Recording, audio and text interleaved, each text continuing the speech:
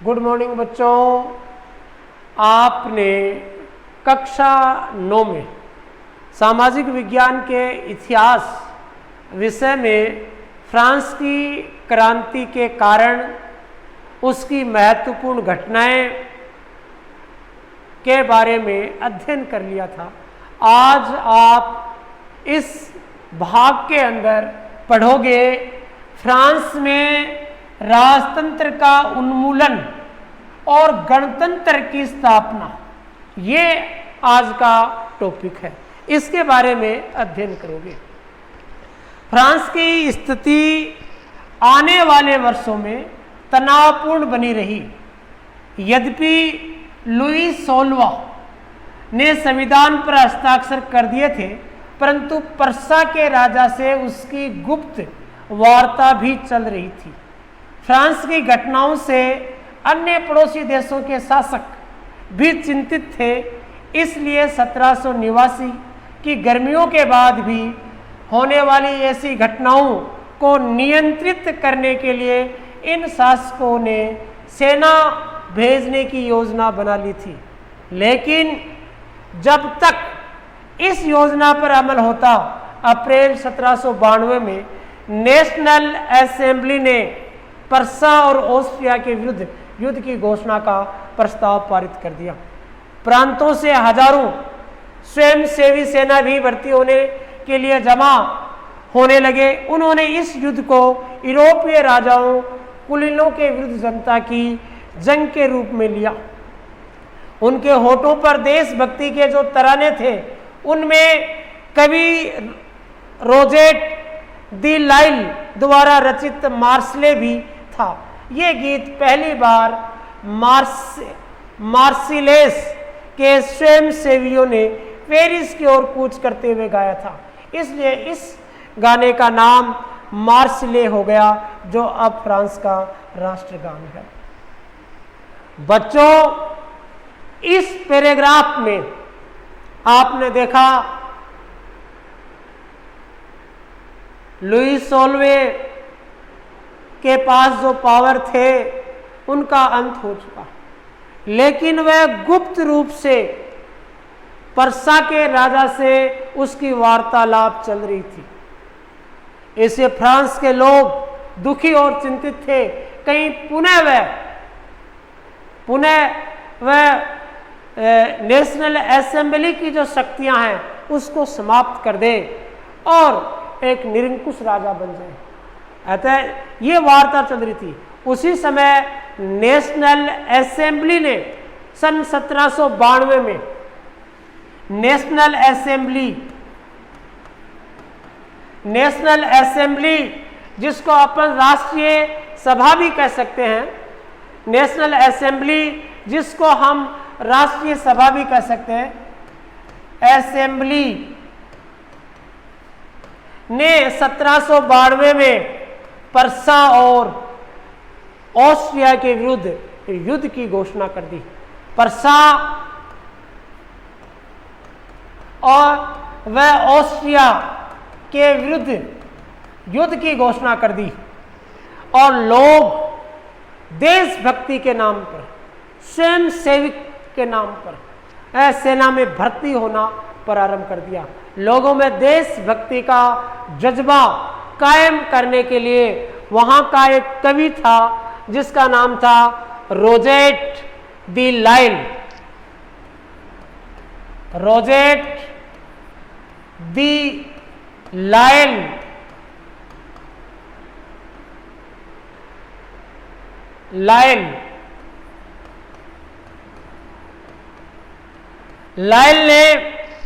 Rosette दी लाइल ने एक रचना लिखी जिसका नाम था मार्शले।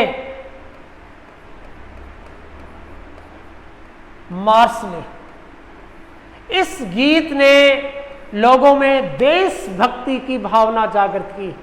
आज फ्रांस का राष्ट्रगान मार्शले है।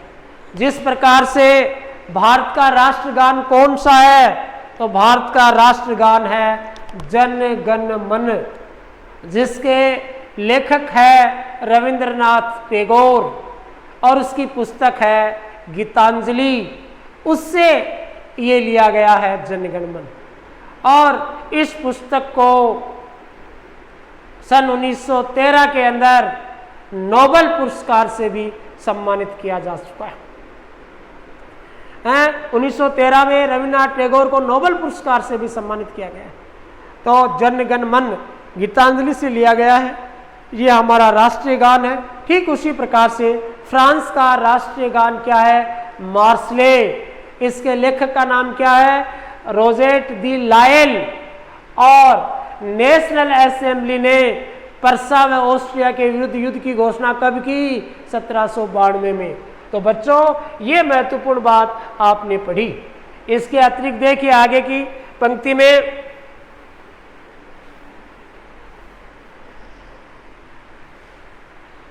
नेक्स्ट आप देखोगे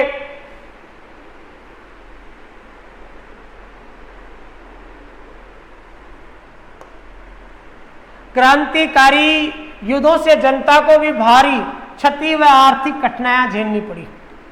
जनता को भी युद्ध से बहुत सारी कठिनाइयां झेलनी पड़ी आर्थिक रूप से है, और जन धन की हानि भी हुई।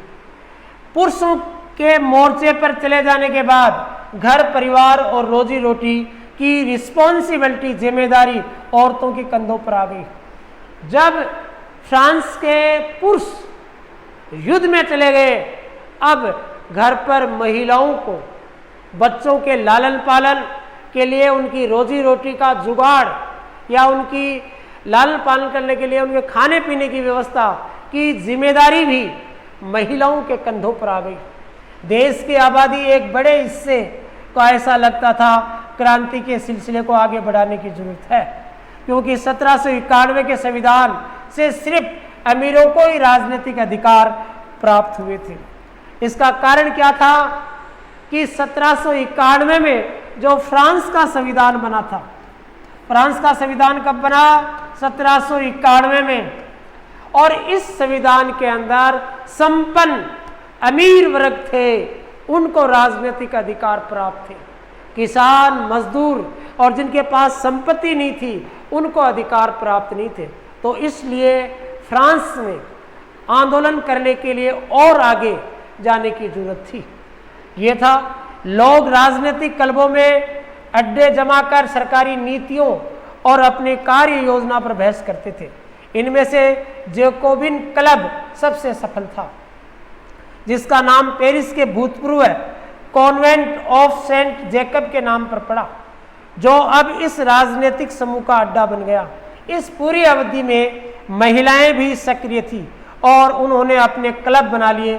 इस अध्याय के खंड 4 में आप उनकी गतिविधियों एवं मांगों के बारे में जानेंगे।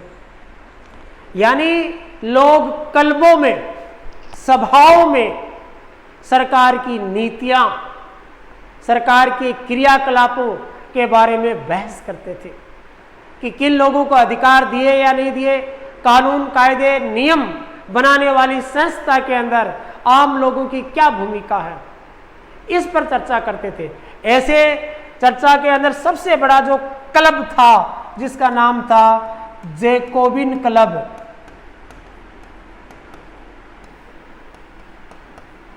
इस क्लब ने महिलाएं पुरुषों के अंदर देशभक्ति की भावना कूट कूट कर भर दी।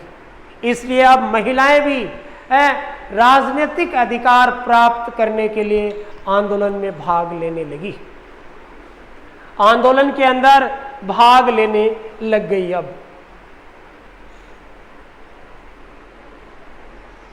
भाग लेने लग गई। जैकोबिन क्लब के सदस्य मुख्यतः समाज के कम समृद्ध हिस्से से आते थे। इनमें छोटे दुकानदार, कारीगर, जूता बनाने वाले, पेस्ट्री बनाने वाले, घड़ी साथ छपाई करने वाले नौकर, दिहाड़ी मजदूर शामिल थे। उनका नेता मैक्सिमिलियन रोबेस्पियर था। जैकोबिनों के एक बड़े वर्ग ने गोदी कामगारों की तरह धारीदार लंबी पतलून पहनने का निर्णय किया। ऐसा उन्होंने समाज के फैशन प्रस्त वर्ग, खास तौर से घुटने तक पहने जाने वाले ब्रीचेस, घुटनों पहनने वाले कुलीनों से खुद को अलग करने के लिए किया। ये ब्रीचेस पहनने वाले कुलीनों की सत्ता समाप्ति के ऐलान का उनका तरीका था। तो बच्चों, आपने देखा जैकोबिन क्लब में, जैकोबिन क्लब में साधारण जो लोग थे वो इसके सदस्य थे। मजदूर, किसान, छोटे व्यापारी, कारीगर, घड़ीसाज, ये छोटे छोटे जो कर्मचारी, निर्धन जो लोग थे, वो सारे जैकोबिन क्लब में थे।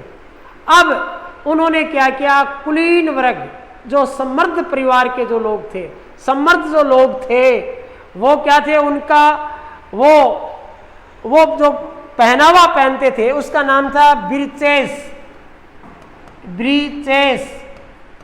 इसके खिलाफ उन्होंने एक पोशाक का निर्माण किया, पोशाक पहनना प्रारंभ किया कामगारों ने, जो धारीदार लंबी पतलून थी, जो फ्रांस के लोगों के अधिकारों का एक प्रतीक बन चुकी थी। इस पोशाक के माध्यम से वह कुलीन वर्ग को टक्कर दे रहे थे। वह उनके अधिकारों को समाप्त करने का एक तरीका था। नेक्स्ट देखिए बच्चों, इसके बाद में आपके दे रखा है, इसके बाद में आपका जो नेक्स्ट है, इसमें इसलिए जैकोबिनों को सो कुलांत के नाम से जाना गया, जिसका शाब्दिक अर्थ होता है बिना घुटने वाले। सो कुलांत पुरुष लाल रंग की टोपी भी पहनते थे, जो स्वतंत्रता का प्रतीक थी, लेकिन महिलाओं को ऐसा करने की अनुमति नहीं थी। जैकोबिन क्लब के जो लोग थे, घुटनों तक एक लहरदार या परतदार जो उनका एक पहनावा था वो पहनते थे और सिर पर लाल टोपी धारण करते थे।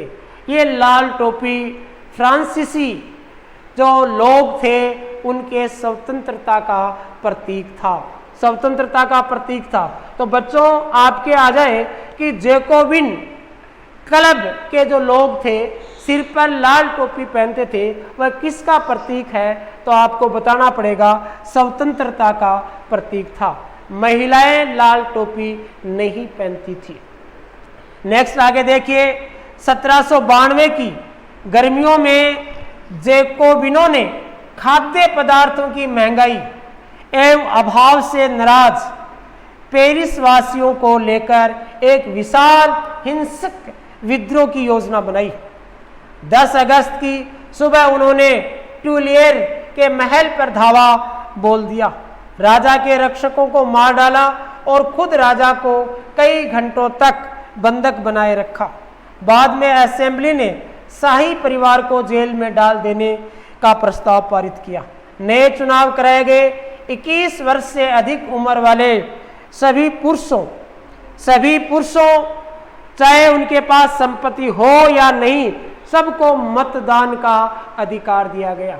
1791 के संविधान में जिन लोगों के पास संपत्ति नहीं थी उनको मत देने का अधिकार नहीं था, लेकिन 1792 के अंदर जैकोबिन क्लब के लोगों ने राजा के खिलाफ विद्रोह कर दिया, उसके महल पर आक्रमण कर दिया और राज परिवार के लोगों को बंधक बना लिया कई घंटों तक।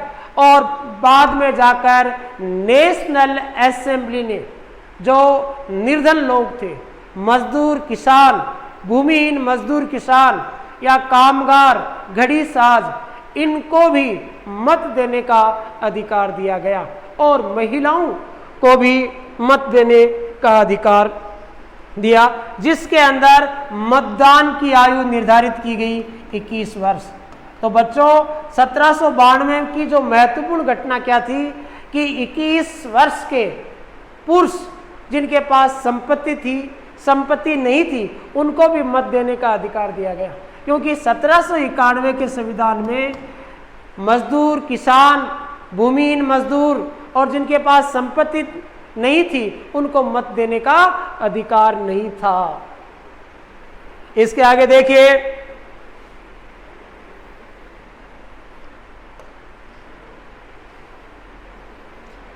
इसमें आप देखेंगे नवनिर्वाचित असेंबली को कन्वेंशन का नाम दिया गया। 21 सितंबर 1792 को इसने राजतंत्र का अंत कर दिया और फ्रांस एक गणतंत्र घोषित किया गया। फ्रांस को एक गणतंत्र, गणतंत्र, गण यानी जनता, तंत्र यानी शासन, यानी 1792 में फ्रांस को क्या कर दिया गया, एक गणतंत्र देश घोषित किया गया। 1791 के संविधान में क्या था कि फ्रांस में सीमित राजतंत्र था। सीमित राजतंत्र यानी राजा के पास शक्तियां कम थी और नेशनल असेंबली के परामर्श से, सहयोग से वह कानून बनाएगा।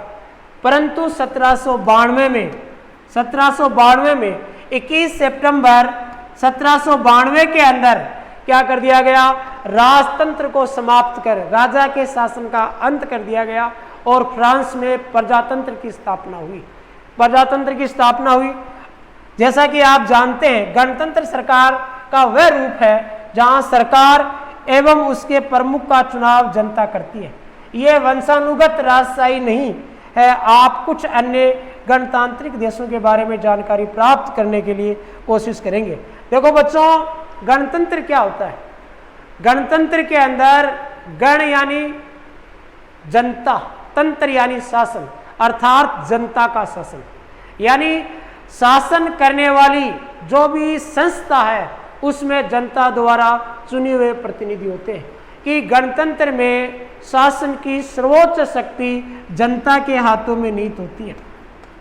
इसमें राजतंत्र की तरह नहीं है। राजतंत्र में राजा का शासन होता है, राजा के मरने के बाद उसका ज्येष्ठ पुत्र ही राजा बनता है।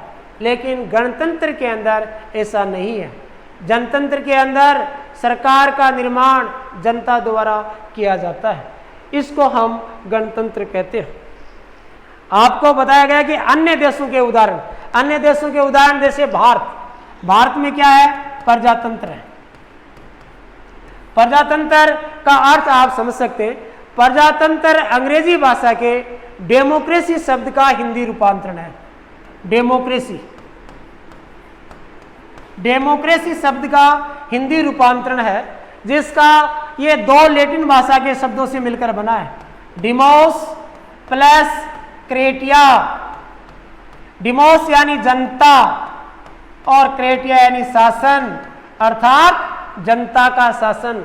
ऐसी शासन व्यवस्था जिसमें अंतिम शक्ति जनता के हाथों में निहित होती है उसे प्रजातंत्र कहते हैं। यह शासन व्यवस्था अब ब्रिटेन के अंदर क्या हो गई, स्थापित हो गई। अब फ्रांस एक गणतंत्र बन गया। नेक्स्ट देखिए बच्चों, आपके नेक्स्ट में आपको देखना है, इसमें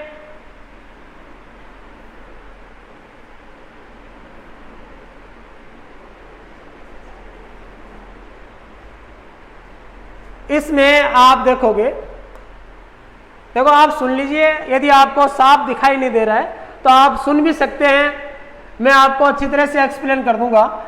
लुई सोल्वे को न्यायालय द्वारा देशद्रोह के आरोप में मौत की सजा सुना दी गई। 21 जनवरी 1793 को प्लेस डी ला कॉनकॉर्ड में उसे सार्वजनिक रूप से फांसी दे दी गई। जल्द ही रानी मेरी एंतोनेट को भी यही हसन हुआ।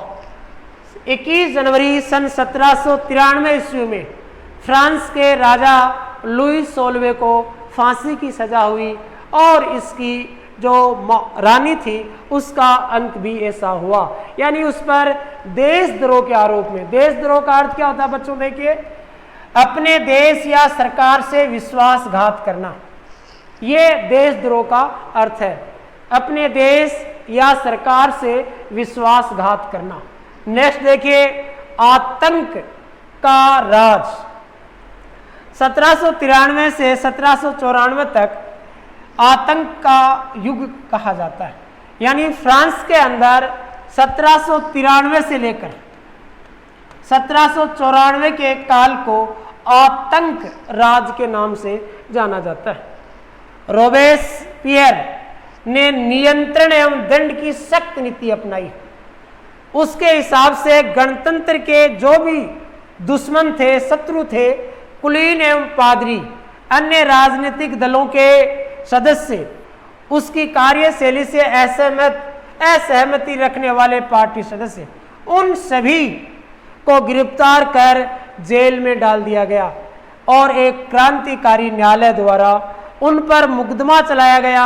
यदि न्यायालय उन्हें दोषी पाता तो गिलोटिन पर चढ़ाकर उनका सिर कलम कर दिया जाता।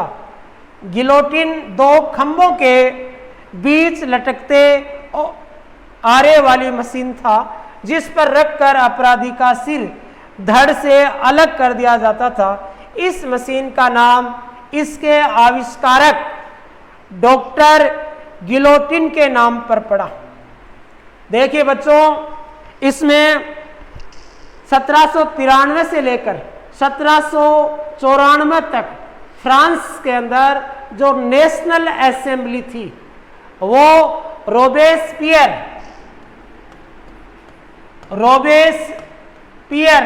नाम के व्यक्ति के हाथों में यह सत्ता आ चुकी थी। इस व्यक्ति ने क्या किया, कुलीन वर्ग, पादरी वर्ग, जो देशद्रोही, जो नेशनल असेंबली की बातों को नहीं मानते थे, उन सारे व्यक्तियों को गिरफ्तार किया गया और उन पर न्यायालय में एक क्रांतिकारी न्यायालय की स्थापना की गई और वहां पर उन पर मुकदमा दर्ज कराया गया और जो दोषी पाया जाता था इसको फांसी की सजा दी जाती थी। एक गिलोटिन पर चढ़ाकर उनका सिर धड़ से अलग कर दिया जाता था। गिलोटिन दो खंभों के बीच लटकते आरे वाली मशीन थी। गिलोटिन क्या थी बच्चों? दो खंभों के बीच लटकते आरे वाली मशीन थी। इसके आविष्कारक का नाम था डॉक्टर गिलोटिन। इस प्रकार से 1793 से लेकर 1794 तक का जो काल था फ्रांस में, उसको आतंक राज के नाम से जाना जाता है। नेक्स्ट देखिए आप, इसमें आप देख सकते हैं रोबेस्पियर सरकार ने कानून बनाकर मजदूरी एवं कीमतों की अधिकतम सीमा तय कर दी। गोश्त एवं पावरोटी की राशनिंग कर दी। किसानों को अपना अनाज शहरों में ले जाकर सरकार द्वारा तय कीमत पर बेचने के लिए बाध्य किया गया। अपेक्षाकृत महंगे सफेद आटे के इस्तेमाल पर रोक लगा दी गई। सभी नागरिकों के लिए साबुत गेहूं से बनी और बराबरी का प्रतीक माने जाने वाली समता रोटी खाना अनिवार्य कर दिया गया। इसमें देखिए रोबेस्पियर ने क्या किया, कानून बनाया जिसमें मजदूरी एवं कीमतों की अधिकतम सीमा निर्धारित कर दी। गोश्त एवं पाव रोटी की राशनिंग कर दी। जैसे हमारे यहाँ सार्वजनिक वितरण प्रणाली है, राशन कार्ड के माध्यम से जिस प्रकार से गेहूं, चावल, चीनी आदि दी जाती है, ठीक उसी प्रकार से फ्रांस के अंदर भी सरकार ने क्या किया कि गोश्त व पाव रोटी की राशनिंग प्रणाली को प्रारंभ किया और एक समता रोटी खाना अनिवार्य कर दिया, जो कि फ्रांस के अंदर एक बराबरी का प्रतीक माना जाने लगा।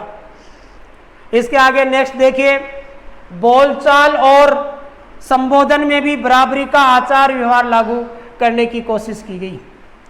परंपरागत मानसूर महाशय एवं मदाम महोदया के स्थान पर अब सभी फ्रांसीसी पुरुषों एवं महिलाओं को सितोयेन नागरिक एवं सीतोयीन नागरिक नाम से संबोधित किया जाने लगा। चर्चों को बंद कर दिया गया और उनके भवनों को बैरिक या दफ्तर बना दिया गया। यानी फ्रांस के अंदर पहले प्रजातंत्र की स्थापना हुई, फिर समानता के आधार पर, यानी बिना किसी कुलीन वर्ग हो चाहे पादरी वर्ग हो या साधारण, सबको समानता का अधिकार दिया गया और सभी को सम्मान दृष्टि से देखा गया। जो भी आपके चर्च थे या बड़े बड़े भवन थे उनको सरकारी कार्यालय बना दिया गया। नेक्स्ट देखिए बच्चों, इसके बाद में आप देखेंगे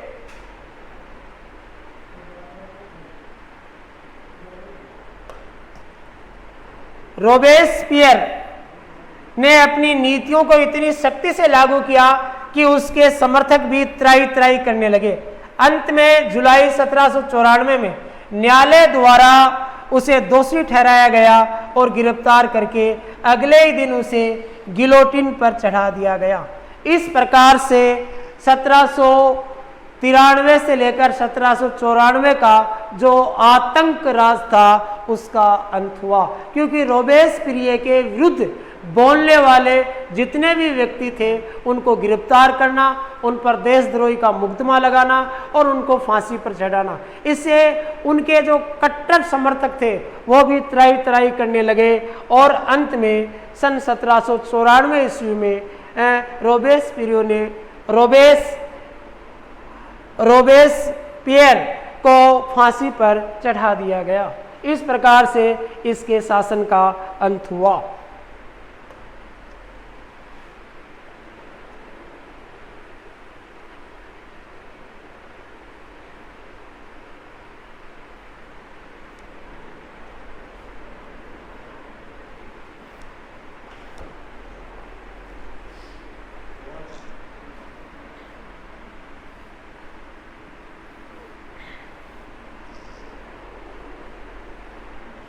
नेक्स्ट देखिए बच्चों,